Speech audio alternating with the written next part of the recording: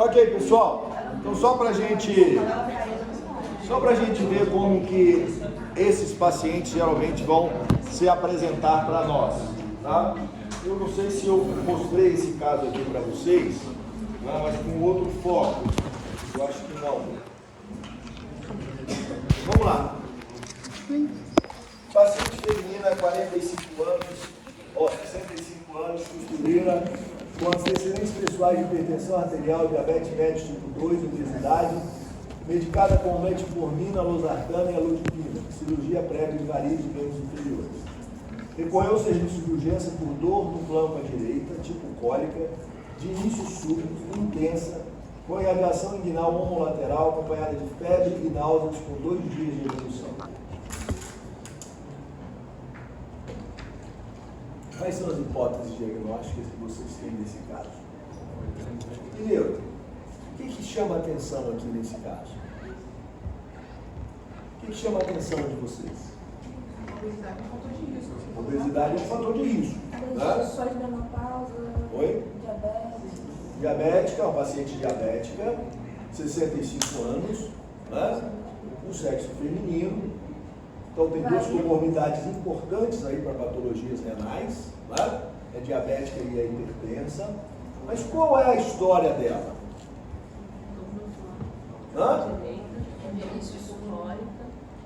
Dor no flanco à direita, tipo cólica de início súbito, intensa, com irradiação inguinal homolateral, acompanhada de febre e náuseas com 2 dias de evolução. Isso é uma doença aguda ou uma doença crônica? Aguda. Né? Pode ser uma pielonefrite. Né? Então, quais são as hipóteses aí? Pielonefrite aguda é uma hipótese. Qual outra hipótese? Uma cólica nefrética é a dor, né? Que é a cólica nefrética. Pielonefrite aguda tem como sintomatologia a cólica nefrética. Mas o que mais pode dar cólica nefrética? Uma patologia obstrutiva, né? Tipo cálculo renal. Tá? Bom, o tumor do urotério obstruindo pode acontecer nessa paciente? Muito raro, né? Não penso nisso. Tumor de parênquima renal, vocês pensam com tumor de parênquima renal aqui? Não. Também não, né? De cara, paciente feminina, 65 anos, obesa, pô, professor, tem aí 2 fatores, né? 6ª década de vida e obesidade. Mas não é comum, certo? Então a história dessa paciente, ela não é uma história de uma tumoração do parênquima renal. É mais uma história aguda, né, de um processo infeccioso, ela tem uma infecção, certo? E ela tem aí uma dor aguda, que é a cólica nefrética, que a gente falou aí, e levantou 2 exames importantes, ou 2 patologias importantes aqui. Diante desse quadro aqui, quais são os exames que vocês solicitariam para essa paciente? O que é importante a gente lembrar quando a gente falou na obstrução do trato urinário? Primeiro, as complicações. Quais são as complicações que a gente pode ter aqui? Lesão do parênquima renal. Então, em termos de exame de laboratório, o que a gente pede aqui? Hemograma, TAS com cultura, né? Mais o quê? Um PCR, você pode pedir um PCR, é uma paciente feminina de 65 anos, então é uma paciente idosa, com 2 comorbidades importantes, né? Então uma infecção pode ser importante aqui a gente acompanhar um PCR, tá? E, gente, creatinina, vocês pedem? Sim, claro, né? Provas de função renal, tá? Então, em termos de laboratório, o que a gente vai solicitar, o mínimo seriam esses exames que vocês colocaram aí. Essa paciente tem indicação de fazer exame de imagem? Uma paciente com um quadro de infecção, uma paciente com febre, náuseas e dor lombar, tem indicação de fazer exame de imagem? Sim ou não? Sim, claro. Quais são as indicações de exame de imagem que a gente viu? Infecção, né? Então, essa paciente tem uma indicação de fazer o exame de imagem. E um primeiro exame de imagem aqui qual você solicitaria? Uma tomografia? Bom, tomografia, como elas têm uma cólica nefrética, né, seria um pensamento importante que você teve aí pensando numa patologia obstrutiva, tá? Mas há uma tendência da gente começar com um exame mais simples, que é a ultrassonografia. Bom, mas como ela está a nível do serviço de urgência, uma tomografia computadorizada é o padrão ouro para esses casos aí, né, que a gente tem uma paciente com cólica renal, febre e não, ok? Certo? Então, com essas comorbidades que a gente está apresentando aí. Com contraste ou sem contraste? Com contraste? Sem contraste. Não, aí não, é sem contraste. Tá? Porque se você está pensando em patologia obstrutiva litiásica, é sem contraste. Ok? Mas a gente pode começar com uma ultrassonografia também. Tá? Mais alguma coisa, gente? Vocês pediram mais alguma coisa? Mas aí fazer a sonografia, tem necessidade também de fazer a tomografia ou não precisa? Aí, primeiro eu faço uma, depois eu faço a outra se eu achar alguma alteração. Alguém pensa em colecistite aguda aí? Mas ela teve a dor na radiação da região inguinal. Sim, mas colecistite não pode dar dor na região, no flanco ali? Né? Sim, pode. Apendicite também? Sim. É o diagnóstico diferencial da cólica nefrética, né? Então, olha, apendicite, colecistite aguda, né? Ela é diabética, certo? Então, tudo isso a gente tem que lembrar aí, né? Do diagnóstico diferencial, tá bom? Então, gente, né? Exames leucocitose com neutrofilia, função renal, creatinina de 3,1, proteína aí você pediu, a proteína 40 está muito aumentada, né? Agora, essa insuficiência renal dela, ela é uma insuficiência renal crônica, é uma insuficiência renal crônica agudizada, né? O que vocês acham? Ou é insuficiência renal aguda mesmo, em função da infecção? Pode ser aguda e pode ser uma crônica agudizada, porque é uma paciente diabética com hipertensão, né? Que são os dois principais fatores que levam a uma insuficiência renal crônica, né? Para essa paciente, ok? Mas o importante é que ela tem uma doença infecciosa e tem uma alteração da função renal. Esse é um quadro muito importante sob o ponto de vista urológico. Alguém manteria essa paciente, né, lá no pronto-socorro, em observação, ou vocês manteriam, levariam essa paciente para casa? Nunca para casa, né? No mínimo, observação na sala vermelha, tá certo? O ideal é internar essa paciente, tá? Certo? Só pelo quadro lá de cima que eu estou falando. Bom, ela fez uma ultrassonografia. Na ultrassonografia evidenciou dilatação pielocalicial direita sem obstruções visíveis. E agora? Né? O que você está tendo aqui? Uma dilatação pielocalicial à direita sem obstruções visíveis. Provavelmente uma doença obstrutiva. Agora, professor, uma paciente que tem uma infecção do trato urinário pode apresentar uma dilatação, né, sem obstrução? Sim ou não? Pode. Né? Existem bactérias que vão causar, né, essa dilatação. Segundo, essa paciente pode ter uma obstrução extratrato urinário, alguma patologia infecciosa ali da parede abdominal que está comprimindo, que está causando essa dilatação? Pode também, por esse apendicite aí, ó, né? Você tem que lembrar dessas patologias, né, importantes com o diagnóstico diferencial que a gente tem aqui, certo? Bom, então aqui eu não posso ficar só na ultrassonografia, porque eu tenho que pensar aqui em uma patologia litiásica que está causando essa obstrução, ok? Então ela fez uma tomografia computadorizada. Na tomografia computadorizada, o que a gente tem? Não é? Aqui tomografia sem contraste, como a gente falou. Então, uma ureterohidronefrose direita determinada por um cálculo obstrutivo a nível da junção ureterovesical direita, com cerca de 5,5 minutos. Refere ainda à presença de formação expansiva a nível do polo inferior, com cerca de 5 centímetros, sugestivo de lesão atípica.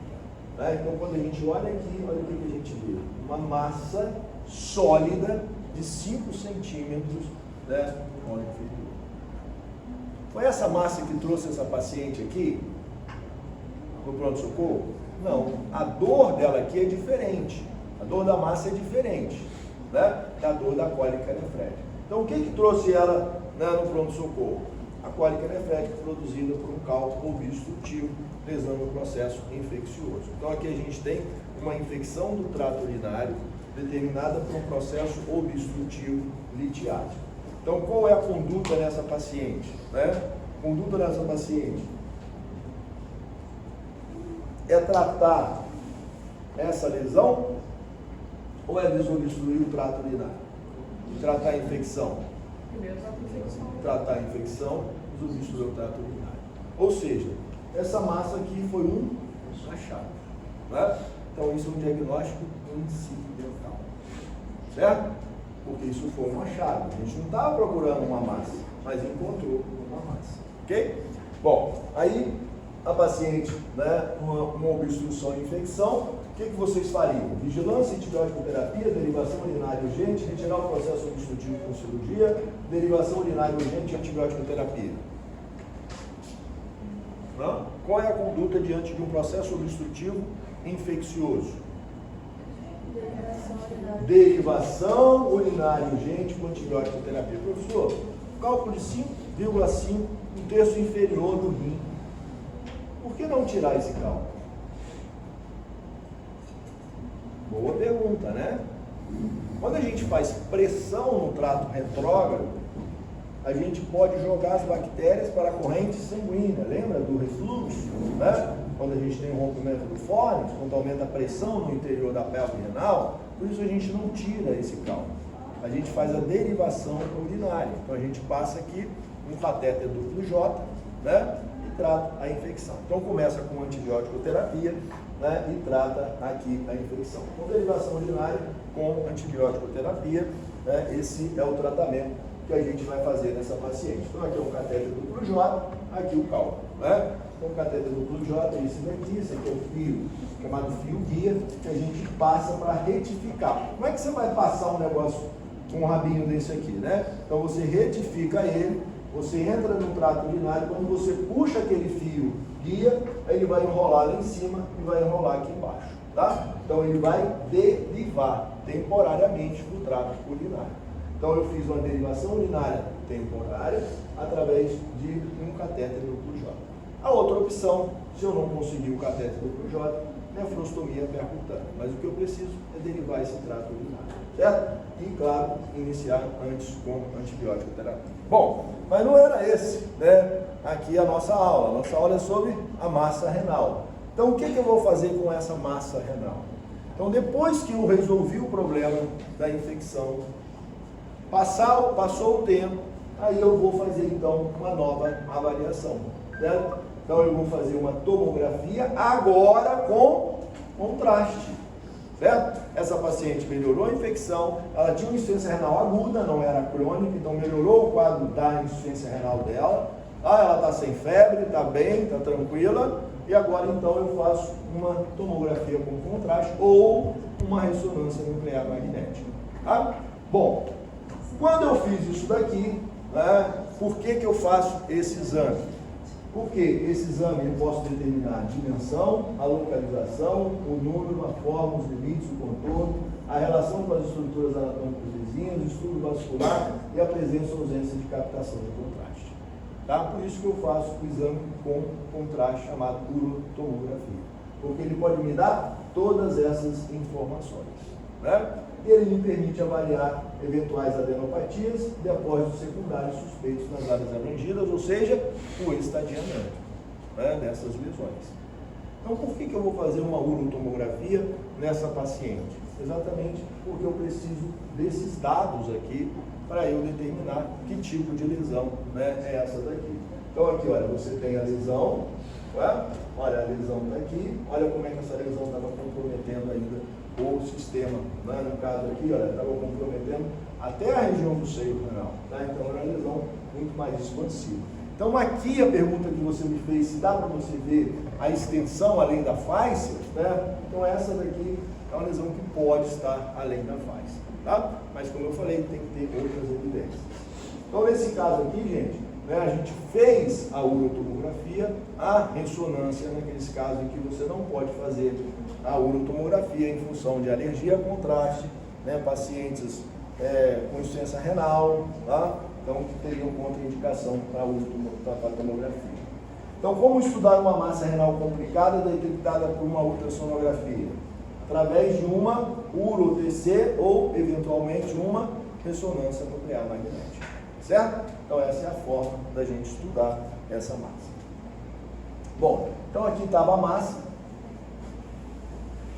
certo? Estudado, então, e nessa massa, 3 meses depois daquele processo, né, que a gente falou, a paciente realizou uma uroressonância que documentou formação nodular sólida no polo inferior do rim com cerca de 5 centímetros de diâmetro, componente hipervascular com captação precoce do contraste, heterogeneidade interna por áreas de necrose, não se visualizando mais aquele cálculo que estava lá embaixo. Então, só a derivação urinária, né, fez com que aquele cálculo fosse embora, né, ela já tirou o cateter, já estava tudo certinho, tá? Então, foi retirado o cateter e aí, né, a gente visualizou essa imagem. Então, agora, com essa imagem, a gente vai tratar o tumor de parênquima renal, tá? Então, uma vez aí, né, fazendo isso aqui, a gente lembra da nossa classificação, do nosso estadiamento, né, que a gente falou ali para vocês, e aqui, né, quais as opções de terapêutica encontrada para um paciente com massa renal. Então, todas essas são opções, desde a vigilância ativa, passando pela nefrectomia parcial, nefrectomia radical, as chamadas terapias minimamente invasivas, né, como ablação por radiofrequência, crioabração, a ablação por laser e uma terapia sistêmica que incluiria aí terapias adjuvantes, neoadjuvantes, né, com célula-alvo, como a gente falou. Bom, então, né, você pode fazer, olha, ressecções como essa daqui. Aqui não é a chamada ressecção polar, porque polar é no polo, né, superior ou polo inferior. Essa daqui é uma ressecção que você pode fazer no meio, né, do rim, claro, não atingindo aqui, né, o pedículo renal, né, o seio renal que estaria aqui, tá? Então, todas essas são opções de tratamento que a gente tem para uma massa renal. Bom, essa paciente foi submetida a uma nefrectomia parcial, tá? Então foi feita aqui uma nefrectomia parcial, essa aqui é uma nefrectomia, né, feita aí ou por via robótica ou via laparoscópio, né, você pode fazer aqui. E no anátomo patológico, carcinoma de células claras, Fuhrmann 2, com 4 centímetros de diâmetro, com margem de ressecções livres, então foi classificado como PT1A. Ou seja, o que é isso daqui? É um tumor localizado no rim menor do que 7 centímetros. Tá? A massa tinha 4 centímetros. Naquela classificação que a gente mostrou para vocês, era isso aqui, né? Um T1. Esse P aqui significa o quê?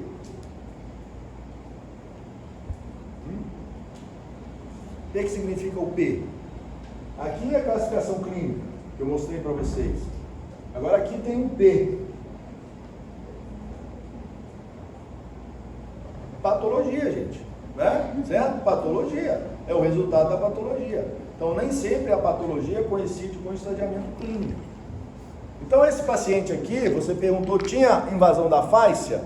Não, porque é um PT1, ok? Certo? Se fosse fáscia, aí já teria um PT4, que é invasão da fáscia, ok?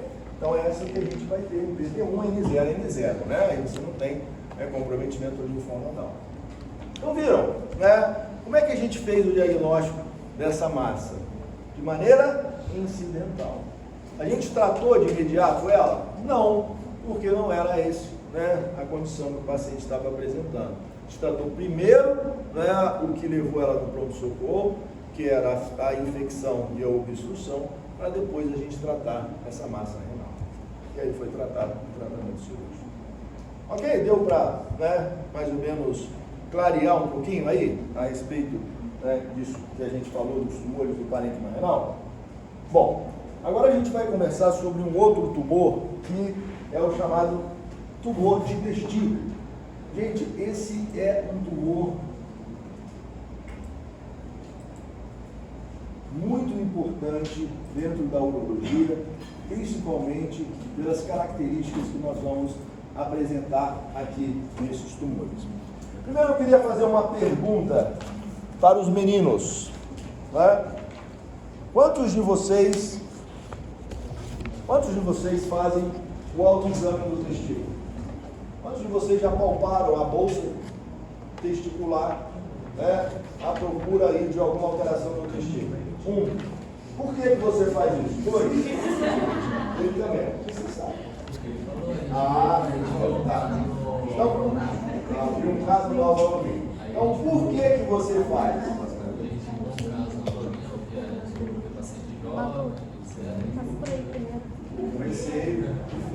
Gente, a Organização Mundial da Saúde determina, né, ou orienta que todo indivíduo masculino dos 18 aos 35 anos de idade faça pelo menos uma vez por mês o autoexame do testículo.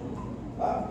Por quê? Nós vamos ver que esses tumores vão estar presentes nessa faixa etária principalmente.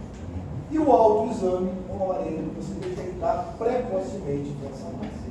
Se eu perguntar aqui quantas das meninas fazem o autoexame da mama, com certeza muitas de vocês fazem o autoexame da mama.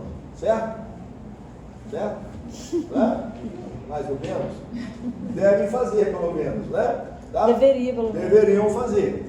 Tá? Porque a gente também tem aí a identificação de nódulos. É uma coisa muito simples, né, de ser feita e a gente pode aí diagnosticar precocemente. Esse paciente que você viu tinha quantos anos? 34, 38? Né? Era um seminoma? Essa faixa etária, o mais comum é seminoma, né? Aí depois a gente vai conversar um pouquinho então sobre ele, tá? Bom, o que tem importante então nesses tumores? Primeiro, é o tumor do adulto jovem. Segundo, aqui a gente tem uma linhagem, né, que é a linhagem de células germinativas. O mais comum são os chamados tumores de células germinativas. Terceiro, ele é o tumor sólido do testículo, né, mais comum, que são os chamados tumores do testículo. Isso significa que eu posso ter tumor cístico no testículo.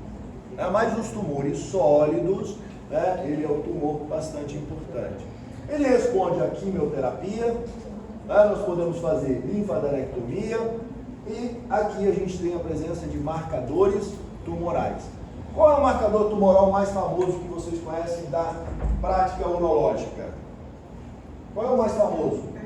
PSA. Esse é o marcador mais famoso. Para os tumores do parênquima vaginal, vocês não viram marcadores. Mas a gente vai ver marcador no tumor de bexiga, a gente vai ver marcador para os tumores do testículo, a gente vê marcador para os tumores, né, do que a gente falou lá da próstata, tá certo? Então aqui a gente vai ver que é importante os marcadores tumorais, tanto do ponto de vista prognóstico, quanto do ponto de vista diagnóstico, quanto do ponto de vista do tratamento desses pacientes. Você pegou esse paciente, ele já estava tratado ou não?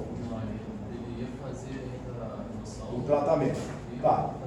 Então, com certeza você viu o marcador tumoral lá. Não é isso? Certo? Quais os marcadores que você viu? Qual? Quem mais viu esse paciente?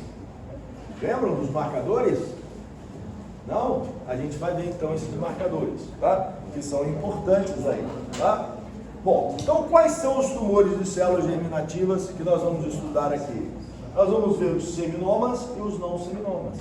Então os tumores do testículo, os tumores sólidos do testículo são divididos em tumores de células germinativas, tumores de células de Sertoli, tumores de células de Leydig, tá? E nós vamos ver aqui que os mais comuns são os tumores de células germinativas. Os tumores de células germinativas pertencem a dois grupos. Ou nós temos os seminomas, ou nós temos os não seminomas.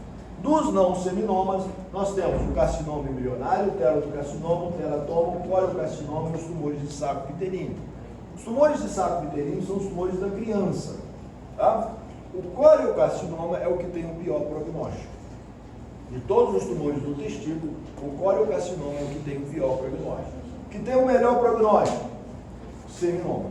Tá? Então a gente vai ver que isso é importante. Mais ou menos aqui, a gente vai ter meio a meio. Então 40% é seminoma, 40% é não seminoma e 10 a 20% é seminoma e não seminoma. Então eu posso ter as duas linhagens germinativas aqui no mesmo paciente. né? E aí os marcadores vão ser importantes, né, que a gente vai conversar aqui com vocês.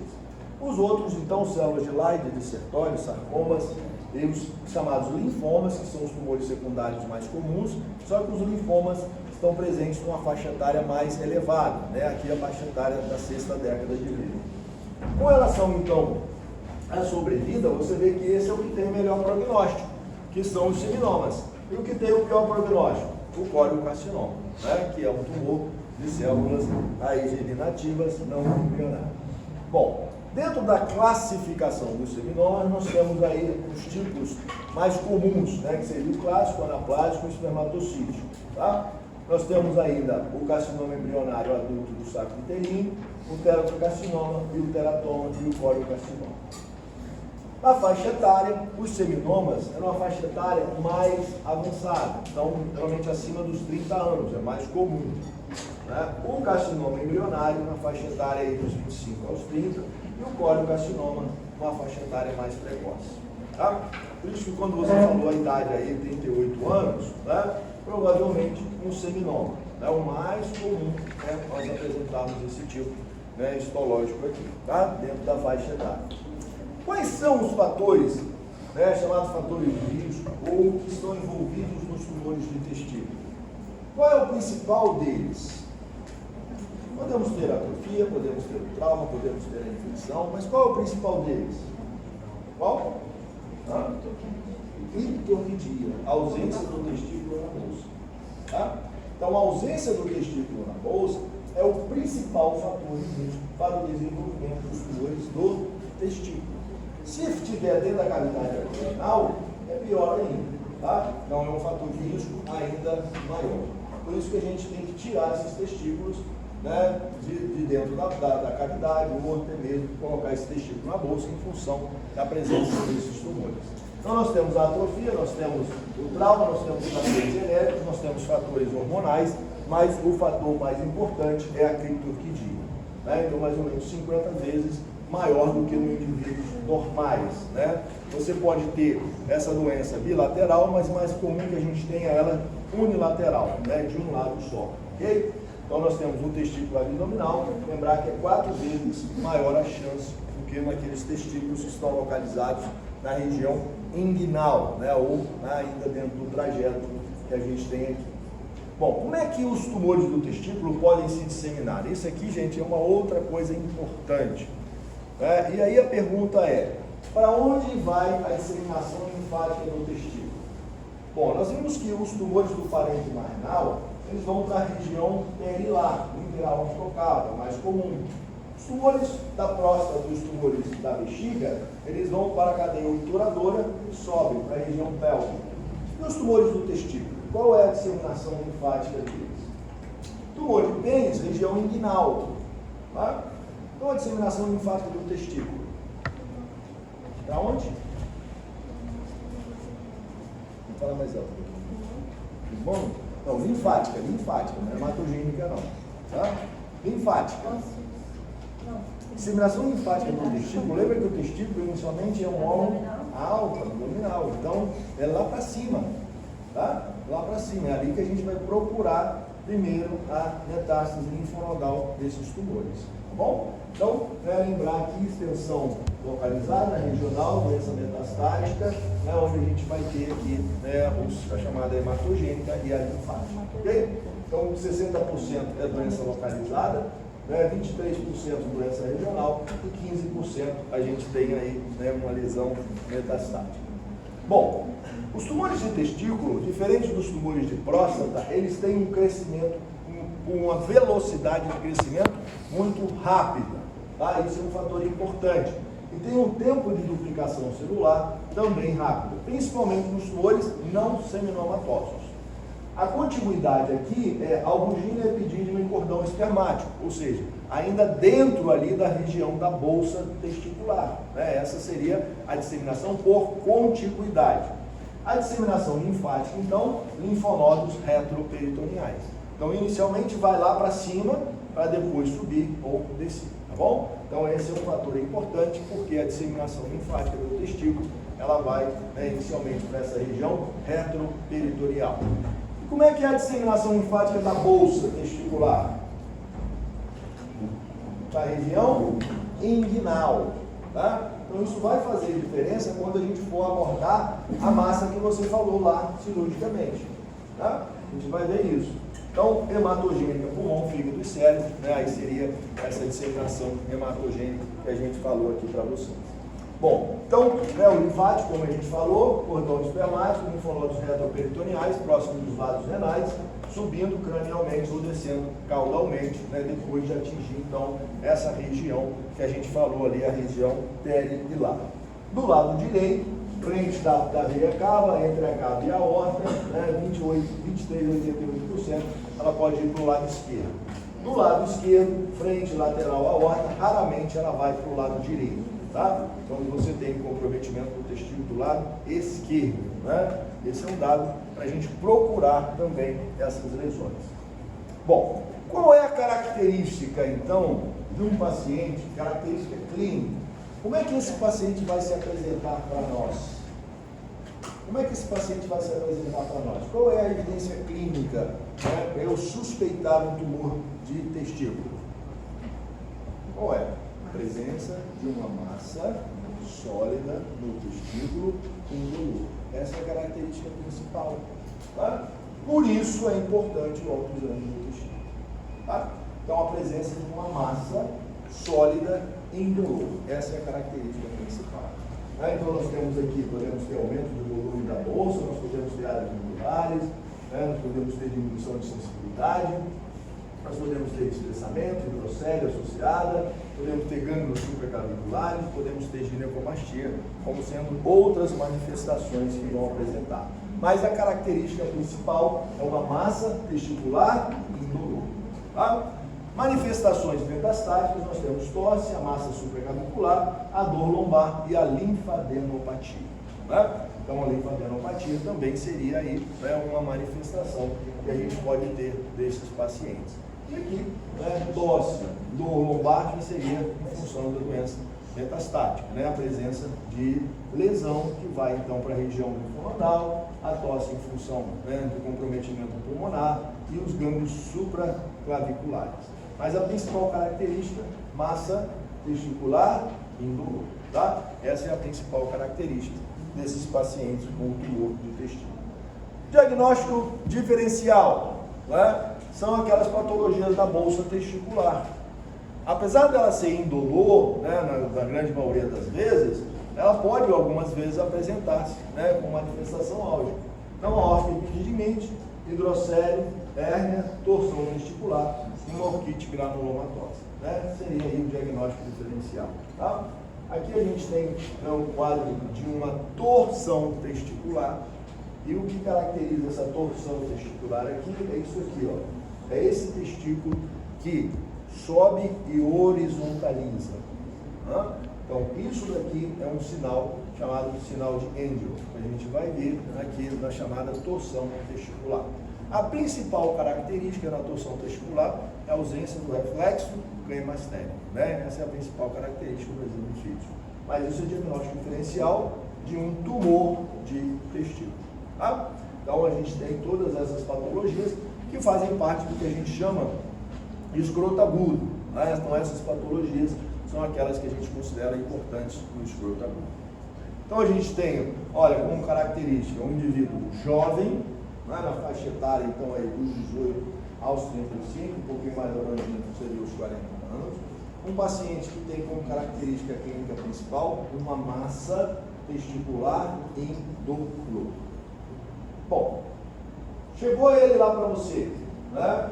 Paciente que você falou, 38 anos de idade, com uma massa palpável no testículo. E agora? O que você vai fazer? Essa massa, será que está no testículo? Será que ela está no epidídimo? Será que ela está fora do testículo? Não é? Então qual é o próximo passo? Primeiro passo, identificação de uma massa. Segundo passo, exame de imagem. Qual é o exame de imagem? Ultrassonografia testicular.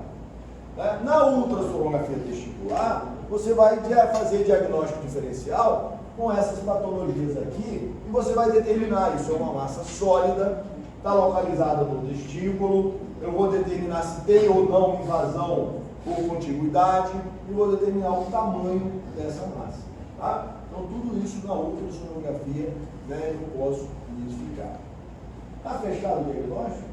Paciente masculino de 35 anos de idade, 38 anos de idade, com uma massa testicular sólida, evidenciada na ultrassonografia. O que mais você quer saber aqui? Terceiro passo. Biópsia. Antes da biópsia, o que é importante aqui? Marcadores tumorais, laboratório. Né? Então aqui a gente precisa de marcadores tumorais. Por quê, gente? Marcador tumoral tem a ver com o diagnóstico, com o prognóstico e pós-tratamento desse paciente. Né? Então tem a ver com o tratamento também desse paciente. Certo? Então marcadores tumorais. Né? Tem o diagnóstico até aqui, marcador tumoral, né? Ela é uma confirmação do meu diagnóstico? Não. O que eu vou fazer aqui? Quarto passo. Biópsia. Como é que eu faço uma biópsia de uma lesão sólida no testículo? Guiada por ultrassom. Aí você faz o quê? Transo escrotal? Através do escroto? Função? Então seria através do escroto. Certo? Porque o escroto está aqui. É mais fácil. Qual é o problema de você fazer uma biópsia transescrotal? Com certeza o seu paciente não foi submetido a uma biópsia transescrotal. Ignotomia exploratória. Por que ignotomia exploratória? Não pode romper. Porque você faz, né, alteração na disseminação linfática quando você aborda a bolsa testicular. Porque a disseminação da bolsa vai para a região inguinal. A disseminação do testículo vai para a região retroperitoneal. Então você tem que fazer, né, através da ignotomia exploradora. Então, gente, quais são os 4 passos para o diagnóstico do tumor de testículo? Primeiro, né, reconhecimento de uma massa, palpação de uma massa. Segundo, confirmação dessa massa com uma ultrassonografia. Terceiro, solicitação de marcadores tumorais. E quarto, ignotomia exploradora. Tá? E aí eu vou então, né, fazer. É tumor ou não é tumor? Tá? É maligno ou não é maligno? Certo? Bom, vamos ver um pouquinho aqui a respeito então dos marcadores. Quais são os marcadores? Alfa-fetoproteína e beta-HCG. Tá? Então aqui são os 4 passos que a gente falou para vocês. É o exame físico, a ultrassonografia, os marcadores e a ignotomia exploradora. Certo? Então aqui a gente tem alfa-fetoproteína, beta-HCG, deshidrogenase lática, que vai ser mais importante nos seminomas, tá? Mas os dois mais importantes são esses. Então vê lá naquele paciente que você falou, se não foi solicitado isso daqui, né? Porque isso tem um fator, como a gente falou, fator prognóstico importante. Gente, alfa-fetoproteína, gonadotrofina cariônica e deshidrogenase lática são então os marcadores tumorais. Qual a importância disso? A alfa-fetoproteína, né? Tumores não seminomatosos produzem alfa-fetoproteína. Carcinoma embrionário, saco vitelino, tumor misto. Seminoma não produz alfa-fetoproteína.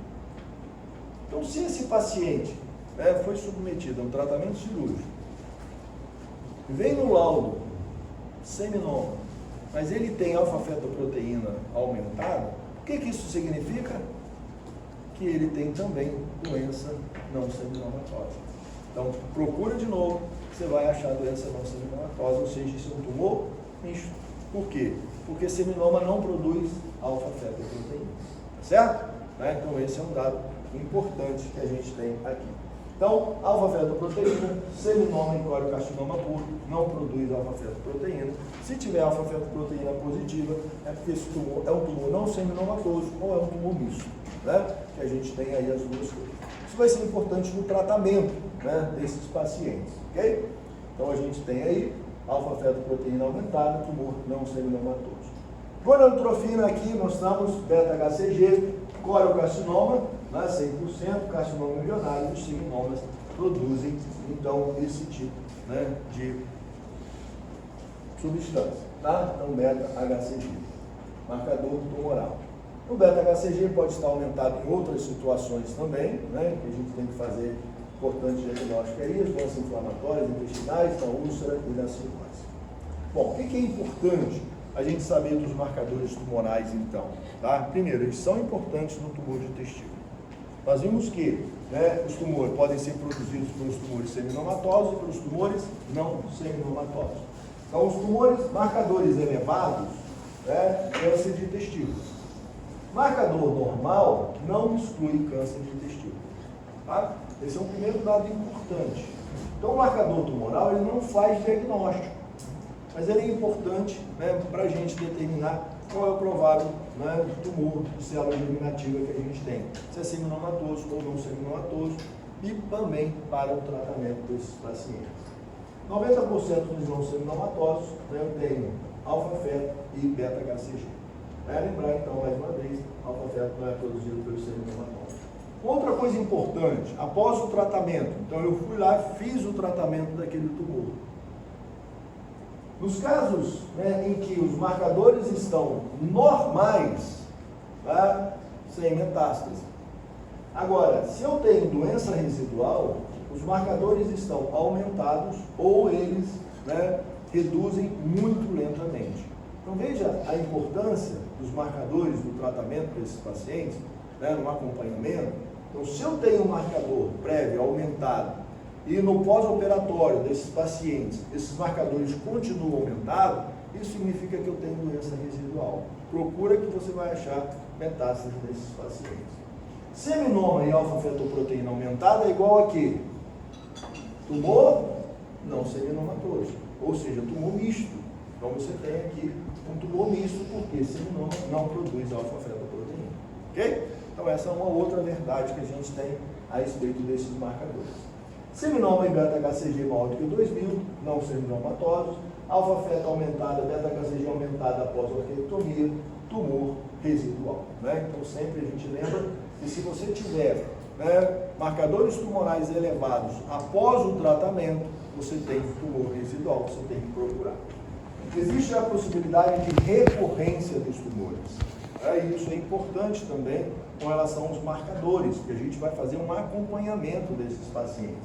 Então, 85% com marcadores elevados, até 6 meses, né, você tem aí uma chance muito grande de haver recorrência desses tumores. Eu tive um paciente, né, que a gente tratou, um paciente jovem, dando seminoma, e esse paciente foi acompanhado até os 5 anos. 5 anos ele fazia marcador tumoral, ele fazia tomografia computadorizada. Depois dos 5 anos, ele foi embora, tá? Não voltou mais. 10 anos depois, o pai dele me liga desesperado, porque o filho tinha feito uma tomografia e tinha linfonodo positivo na cadeia, né, retroperitoneal. Aí, olha, isso aí é tumor que ressuscitou, recorrência tumoral. Ele fez a radioterapia no seminoma, ficou curado, está curado até hoje tranquilamente. Tá? É só para a gente ver que esses tumores podem recorrer mesmo, né, muito tempo depois. Tá? Estava no seu testículo. Não, um testículo só. Aí o seu outro testículo ele prejudica a fertilidade ou pode ter feito radioterapia afetou o osso também? Boa pergunta que você fez. Quando a gente tem um paciente, são pacientes jovens, não é? Pacientes com tumores de testículo, eles podem ser submetidos à radioterapia. Então, qual é a recomendação para um paciente com tumor de testículo que não tem prole constituída? Banco de sêmen. Tá? Então, banco de sêmen, essa seria o ideal. Tá? Porque se ele tiver que fazer algum tratamento adjuvante, você pode ter o risco de ter alteração na fertilidade dele. Porque você vai tirar um testículo, ele vai ficar com um testículo só. Tá? Certo? Então, um testículo só é suficiente para ele ter uma prole normal. Mas a radioterapia não... Mas a radioterapia pode comprometer. Tá? Então, nesse caso, né, banco de sêmen. Bom, entenderam, gente, essa questão dos marcadores? Certo? Então, a gente tem ali, a deshidrogenase é mais importante no seminoma. Bom, a classificação do TNM. O que você vê diferente na classificação do TNM da classificação que eu mostrei para vocês do tumor de rim? minha classificação TNM aqui. O que você está vendo diferente? Qual é a letrinha diferente que tem aqui? Hã? O P, certo? Olha lá, P de patologia, certo? O que isso significa? O que isso significa? Passo 1, identificação da massa. Passo 2, ultrassom. Passo 3, marcador. Passo 4, ignotomia exploradora. Né? Então eu faço a ignotomia exploradora, eu tiro o testículo, para depois então eu fazer o meu estadiamento aqui, o P, que esse é o ideal. Por quê, gente? Porque a gente pode ter disseminação por contiguidade aqui. Se você for olhar essa tabela aqui, você vai ver disseminação por contiguidade. Então esse Pzinho aqui, ó, significa que eu já tenho um resultado patológico aqui. Já tirou o testículo, certo? Mas, professor, e se não for um tumor quando a gente faz a ignotomia exploradora? Então como é que a gente faz aqui? Biópsia por congelação. Então você faz a congelação na sala, patologista é tumor, você tira o testículo. Não é tumor, você guarda o testículo, tá? Porque isso é um processo inflamatório. Aí você faz uma ressecção só parcial? Não, aí você não faz nada. Porque se não é, você vai tirar um pedacinho só do estômago. Vai incisionar, né? Só incisar onde você tem a lesão. Aí você vai ver, isso aqui é um tumor ou não é um tumor? Biópsia de congelação. Né? Se não for tumor, guarde. Se for tumor, né? Por isso que o marcador é importante. Se o marcador tiver aumentado, ele é um tumor de testículo. Né? Tá? Então, gente, olha aqui, o P ali está dizendo PTA, sem evidência de tumor primário. PTIS, neoplasia de células germinativas intratubular. PT1, tumor limitado ao testículo e eridídimo sem invasão vascular e linfática. O tumor pode invadir a túnica albuginea, mas não a túnica vaginalis.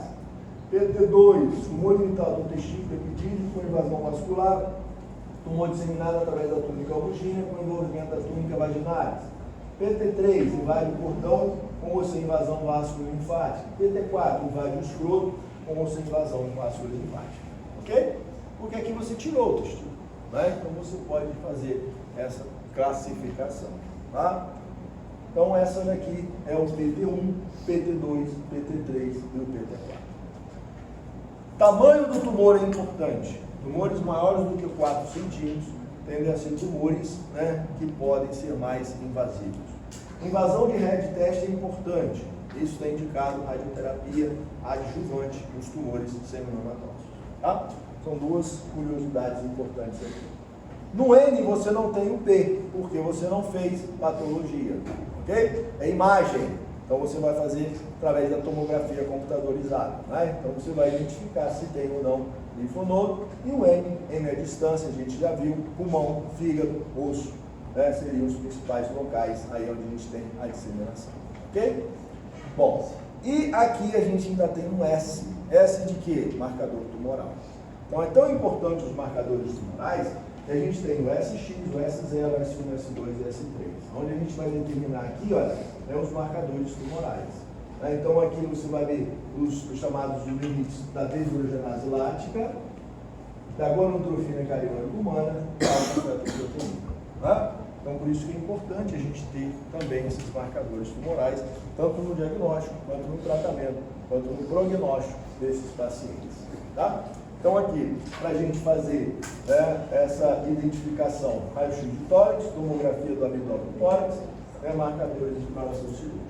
Excepcionalmente, biópsia de gânglios supraclaviculares. Se você tiver manifestação óssea, cintilografia óssea, né? Se tiver manifestação cerebelar, aí você tem ressonância do cérebro. Bom, então no tratamento, o que vai depender do tratamento nosso? O tipo histológico, o estadio da doença e os marcadores tumorais. Porque isso daqui, como a gente falou, é importante no acompanhamento desses pacientes. Tipo histológico, quais são as duas possibilidades principais? Seminomas ou não seminomatórios. Tá? Certo? O estadio, aí eu tenho a classificação TNM, ok? E aí eu vou tratar de acordo com isso. Como a gente falou, os marcadores tumorais. Então aqui você dá uma tomografia computadorizada, mostrando um grande comprometimento linfonodal nesse paciente. Então, o paciente tem comprometimento dos linfonodos na região perilar, ou seja, lá em cima, né, porque a disseminação linfática do testículo ela é uma disseminação alta, né? Daí a importância dessa disseminação. Então, como é que a gente trata isso? A gente vai dividir o tratamento dos tumores seminomatosos e dos tumores não seminomatosos. Tá? Os tumores seminomatosos, tratamento básico da doença localizada, T1, T4 e M0, está no testículo, né? Então, orquiectomia, que eu já fiz, mais radioterapia. Tratamento opcional, orquiectomia mais vigilância, quimioterapia com carboplatina. A vigilância aqui é feita naqueles pacientes com tumores menores do que 4 centímetros, localizados exclusivamente no testículo, sem nenhuma contiguidade para a região de túmulo. Tá? Então seria aquele tumor T1 que a gente mostrou lá, o PT1. Ok? Né? Então esse seria, né, só orquiectomia mais vigilância. Na maioria dos pacientes a gente faz radioterapia. Por conta disso, vamos para o centro. Tá? Então, seminoma responde bem à radioterapia. Se você tem, né, um tumor seminomatoso, esse tumor ele já tem um comprometimento linfonodal, aí eu tenho orquiectomia mais radioterapia, né, mais ampla aqui. Tá? E posso fazer também uma quimioterapia. Então, esses tumores respondem tanto à rádio quanto à quimioterapia. Tá? Eu posso fazer orquiectomia mais quimioterapia, ou orquiectomia mais quimioterapia com esse esquema aqui, o BER, NER e o ER. Tá? Ethambutol, pirazanamida. Se eu tenho um tumor metastático, orquiectomia mais quimioterapia com linfadenectomia de resgate. Né? Então seria a linfadenectomia daquelas massas maiores do que 3 centímetros. Certo? Então esse seria o tratamento dos tumores seminomatosos que tem aí um prognóstico favorável, né, como a gente falou para vocês. Se o tumor é não seminomatoso, o seminoma não responde, tumores não seminomatosos não respondem à radioterapia. Tá? Então aqui a gente tem orquiectomia mais vigilância ou orquiectomia mais linfadenectomia retroperitoneal, os chamados fatores de risco e os não confiáveis. O que é um paciente não confiável? O que é um paciente não confiável? É um paciente que você não tem acesso a ele. Então, por exemplo, o camarada veio lá, né, do Maranhão, né, e veio para cá e faz a cirurgia aqui. Qual é a chance desse paciente fazer um acompanhamento com você? Pequena, é um não confiável. Ele vai voltar para o Maranhão, provavelmente você não vai ver mais esse indivíduo. Tá? Então, esse que eles falam aqui que é não confiável. Tá? Aquele paciente que você não tem um cadastro fidedigno para você acompanhar ele. Então, orquiectomia mais quimioterapia sistêmica, né? Mais uma vez, fator de risco não confiável. Fator de risco, tumor maior do que 4 centímetros, com invasão de rede teste, ou aqueles tumores com estadiamento, né, T4. Tá bom? Então, esses seriam esses fatores de risco aqui. Se esse tumor, né, ele tem doença retroperitoneal, aí orquiectomia mais linfadenectomia retroperitoneal, orquiectomia mais linfadenectomia mais quimioterapia. Então aqui a gente pode associar a quimioterapia, né, mesmo que esse paciente tenha apenas comprometimento linfonodal. Tá? E uma opção da orquiectomia mais quimioterapia sistêmica, e aí a gente pode usar a base desses quimioterápicos. É o químio, bleomicina, ethambutol, pirazanamida.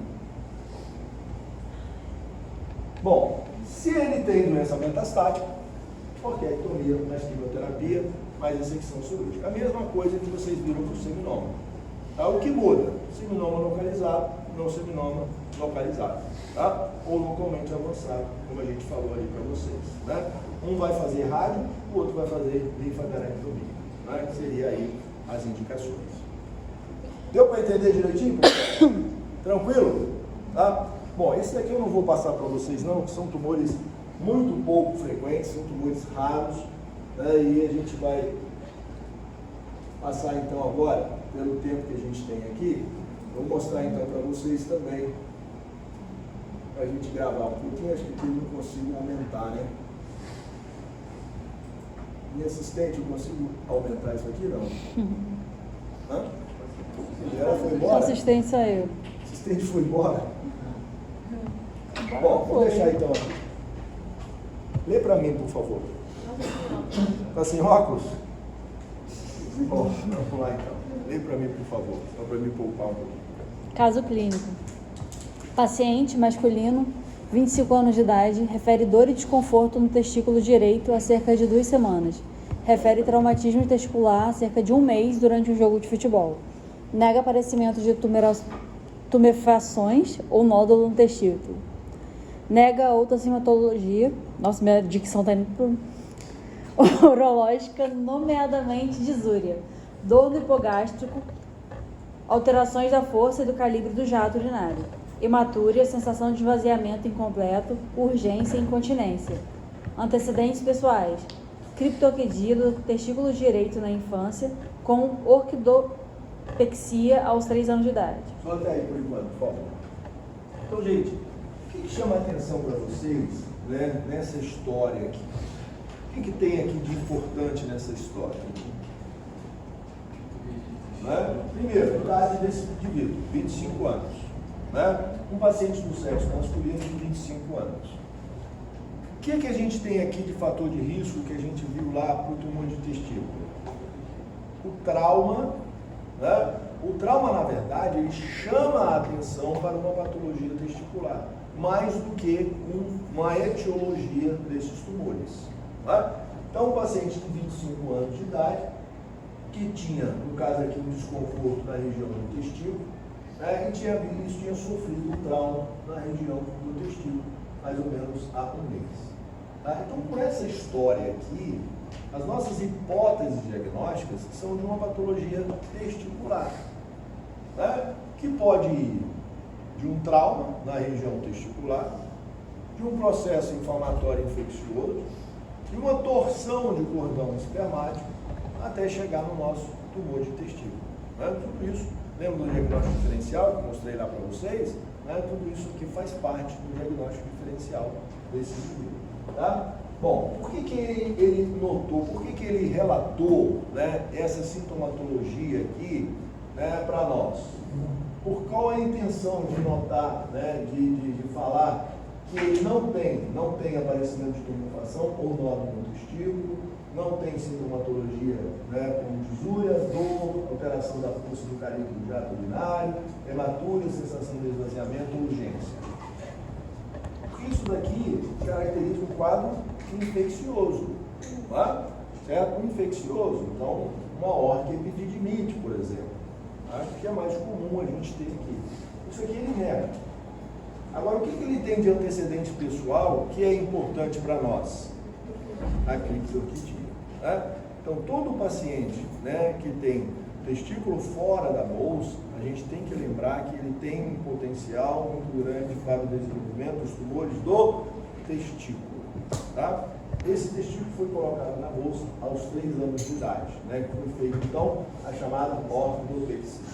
Tá? Então, ele não havia notado nenhuma alteração. Mas o professor vai receber ele está sentindo dor, vai dizer que ser indolor no caso. A maioria é indolor. Mas veja que eu falei, o trauma do testículo, né, é a causa da dor, e chama a atenção para um tumor, mesmo que o tumor seja indolor. Tá? Então, algumas vezes começa dessa forma. Por isso que está no diagnóstico diferencial, né? Por isso que a gente tem aí como diagnóstico diferencial as patologias infecciosas. Bom, qual a característica do exame físico desse paciente? Continua para mim, por favor. A inspeção: escroto sem alterações aparentes da coloração da pele, sem tumefações visíveis. Pênis, prepúcio e glande sem lesões visíveis. Testículos palpáveis no escroto, com dimensões simétricas, com dor à palpação no testículo direito ao nível do seu polo inferior, com aumento de sua consistência. Não se palpam massas ou nódulos de testículos epidídimo. Após manobra de Valsalva, não se observam nem se palpam dilatações varicosas do cordão espermático, nem massas ou tumefações ao nível de pontos herniáticos. Então aqui, né, a gente está afastando uma hérnia inguino-escrotal, a gente está afastando uma patologia chamada varicocele, que também entra no diagnóstico diferencial que a gente falou para vocês, né? E também aqui não foi palpada nenhuma massa. Mas veja que esse paciente, ele tinha ali uma alteração na consistência do seu testículo direito. Tá? Nesse exame físico aqui, vocês afastam a possibilidade do tumor de testículo? Sim ou não? Não. Não é o mais característico, como a gente falou, que é a presença de uma massa, né, indolor, tá? Já não é o mais característico. Bom, então aí a gente tem lá nódulos indolores no testículo, que é o que caracteriza esses tumores. Às vezes você tem aqui, né, alterações como um testículo menor do que o outro, você pode ter dor testicular, e você pode ter um testículo mais duro, né, ou a presença de um espessamento maior do que o outro. Né? Bom, aí a gente vai para o nosso autoexame do testículo. Como é que você faz o autoexame do testículo? Vamos lá, testemunho pessoal. Né? Bota a mão aberta. Vamos lá, uma maneira mais, digamos, né, mais confortável de você fazer o autoexame do testículo. Certo? O testículo, ele sofre alteração com a diferença de temperatura? Sim. Sim ou não? Sim. Então, uma maneira confortável, se você tiver um ar-condicionado muito frio, seu testículo pode subir, pode dificultar. Tá? Então, vamos pegar aí um banho quente. Boa, né? Você está em pé, o testículo vai descer. Um banho quente, ele vai descer mais ainda. Ok? Então, um banho, durante o banho, é uma boa forma de você fazer o autoexame do testículo. Segundo, a mão escorregando. O que você pode usar? Sabonete. Então, bota o sabonete na mão. E aí você vai apreender o seu testículo com uma das mãos. E aí, com o polegar, você pode procurar nódulo. Ou com o dedo indicador da outra mão, você pode procurar nódulos, né? No testículo, no epidídimo, ou alguma outra alteração. Certo? Então, gente, o autoexame do testículo, ele pode ser feito de uma maneira muito simples, muito prática e muito fácil.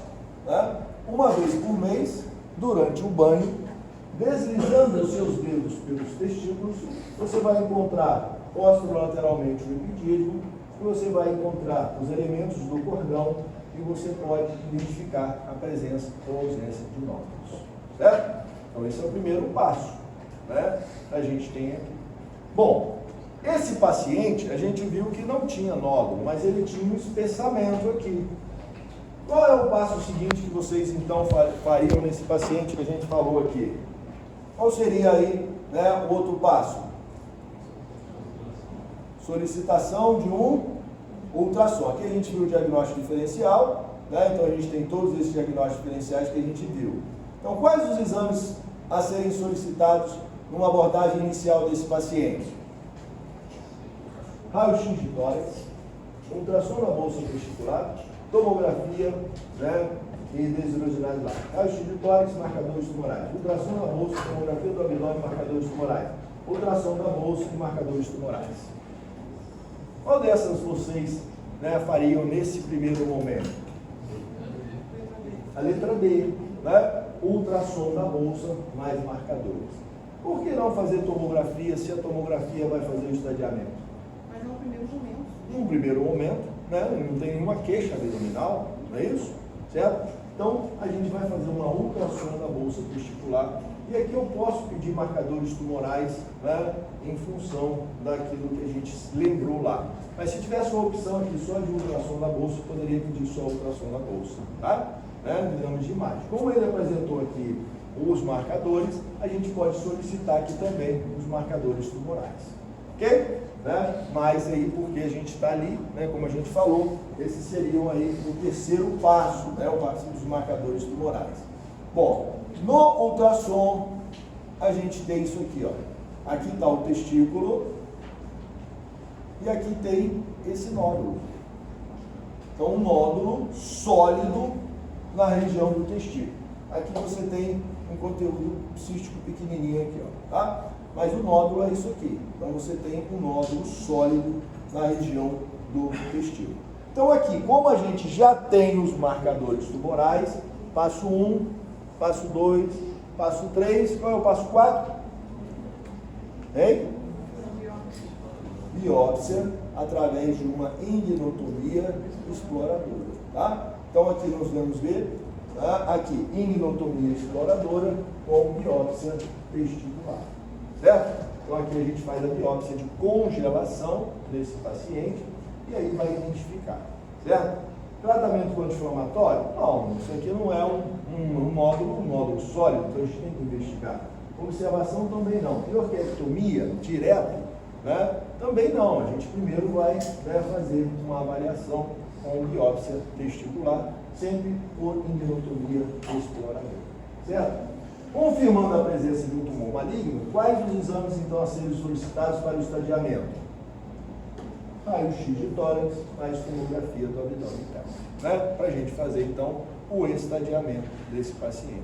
Então aqui eu fiz o PT, lembra? O Pzinho aqui eu fiz o N e o M, que seria metástase linfonodal e metástase à distância. E depois então, terapia adjuvante ou não para esse paciente, né? Radioterapia ou linfadenectomia, de acordo com o resultado do meu anatopatológico. Deu para pegar, então, mais ou menos aí, como é que a gente vai conduzir esses casos de tumores de testículo? Tá? Verifica depois lá, então, para a gente, como é que foi conduzido o caso, qual foi o resultado, né, desse caso, tá? Para a gente ver se foi um seminoma, se foi não um seminoma, se tinha alteração dos marcadores tumorais, se não tinha alteração dos marcadores tumorais. Tá? E aí a gente pode, né, iniciar aí essas alterações e conversar com vocês a respeito disso. Pessoal, alguma dúvida? Sim? Era o não. Oi? Beta-HCG? Tinha os dois? Não, então não pode ser um seminoma puro. Ah, não seminoma. Ah, tá. Então tá certo. Era um não seminoma puro. Ah, tinha já metástase para o pulmão? Era um córeo-carcinoma? Não você faz cirurgia, retirou e Depois dá uma olhadinha então no anatopatológico para ver se isso aí era já metástase pulmonar, né? Então é uma conduta que você pode fazer a retirada desses tumores, tá? Que aí você traz pra gente. Tá legal? Pessoal, alguma dúvida? Não?